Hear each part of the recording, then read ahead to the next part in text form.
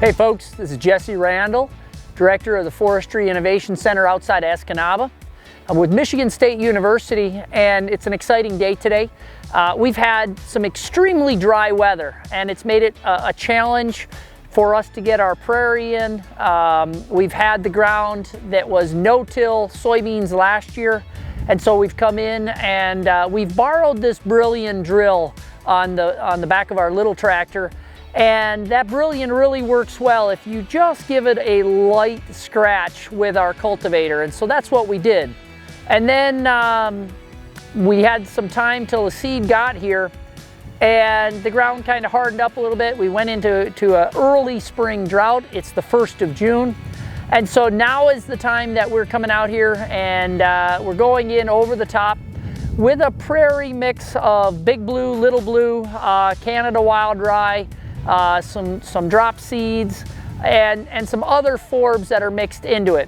And in about 2 to 3 years, what we're hoping to see is a fairly diverse grass-based prairie. We're going to add to it over time with the forbs. But right now, we're dialing in our drill, our seeder, and making sure the cultipactors are working as they should. And then hopefully we'll start to get some consistent rains in here. And you can see that what's happening is this 44-acre prairie is being planted for mainly wildlife purposes and soil conservation purposes. And so what we're going to do is watch it over the years. This first year we're going to have to mow it probably 2 or 3 times. Again, it's awfully dusty. You can see the dust as Kyle is drilling this in.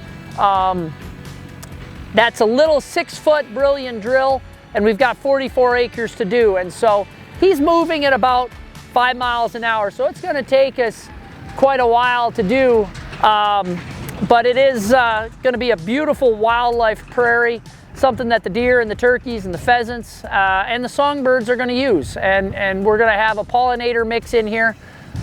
This fall and early winter, we're going to come in with some forbs, and we're going to frost seed those forbs on top and let the frost action work it in. You can see that yesterday came in here and it was a very calm day, and I had sprayed the first about 35 acres, hoping to spray today.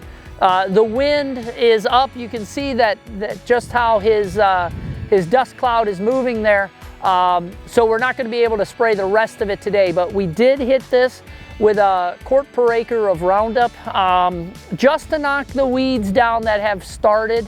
It gives the seed bed kind of a uniform starting point. Yes, those weeds will come up, those annual weeds.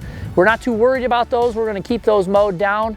And then within 2 or 3 years, we're going to start a prescribed fire regime out here, and that'll take out most of the annuals anyways.